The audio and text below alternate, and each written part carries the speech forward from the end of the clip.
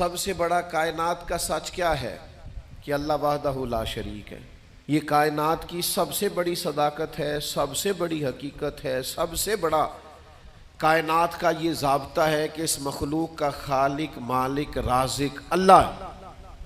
لیکن اللہ کہتا ہے ادعو الی سبیل ربک بالحکمہ، کسی کو اللہ کی طرف بھی بلاؤ نا تو حکمت کے ساتھ بلاؤ، اللہ کے رستے کی بھی دعوت دو تو دانائی کے ساتھ دو، لوگوں کو اللہ کی جانب بھی بلاؤ تو تم معاملہ فہم بن کے بلاؤ۔ اگر ہم دانائی چھوڑ دیں گے تو بعض اوقات بات ٹھیک بھی ہوگی تو وہ نتیجہ خیز ثابت نہیں ہوگی۔ وہ کسی نے کہا تھا بات اگرچہ بے سلیقہ ہو کلیم، پر بات کرنے کو سلیقہ چاہیے۔ آپ سلیقے سے بات کریں، معاملہ پھر دیکھیں نا، نبی پاک صلی اللہ علیہ وسلم نے فرمایا اپنی اولاد کی بھی عزت کرو۔ حضور کے مناسب میں سے ہے دانائی سکھانا، اپنی اولاد کو بھی اکرام سے پکارو، آپ ان کا نام بھی اچھے لہجے سے پکاریں، ان کے لیے بھی آپ کے لب و لہجے میں مٹھاس ہونی چاہیے۔ لیکن ہمارے ہاں یہ ہوتا ہے کہ بہت ساری جلد بازی، بہت ساری طبیعت کا الجھاؤ، بے چینی، بے قراری، ہر چیز کو سختی سے ٹھیک کرنے کی کوشش کرنا۔ ہوتی ہیں بعض چیزیں بھی سختی سے ٹھیک، لیکن ساری چیزیں سختی سے ٹھیک نہیں ہوتی۔ آپ نہایت معاملہ فہمی کے ساتھ، نہایت تدبر کے ساتھ حضور لوگوں کو دین کی طرف بلاتے تو بڑے کمال انداز میں سرکار دعوت دیتے، اللہ کا پیغام دیتے تو اس میں اتنی مٹھاس ہوتی کہ دلوں میں بات گھر کر جاتی۔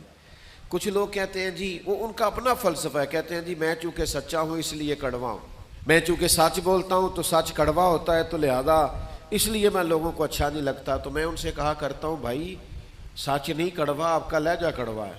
کائنات میں سب سے زیادہ سچ مدینے والے محبوب نے بولا ہے، اور اتنا میٹھا کر کے بولا ہے، اتنا پیارا کر کے بولا ہے کہ حضور سچ بولتے جاتے تھے اور سچ دلوں میں اترتا چلا جاتا تھا۔ سچ بولیں لیکن خوبصورتی سے، لیکن محبت سے، لیکن دانائی سے۔ یعنی ایک صحابی آئے تو ان کے چہرے پہ بڑا جلال تھا اور ان کے لہجے میں بڑا غصہ تھا، اور وہ بڑے بے چین اور بڑے بے قرار تھے کہ یا رسول اللہ میں ان مشرکین کو چھوڑوں گا نہیں۔ حضور نے فرمایا کیا ہوا؟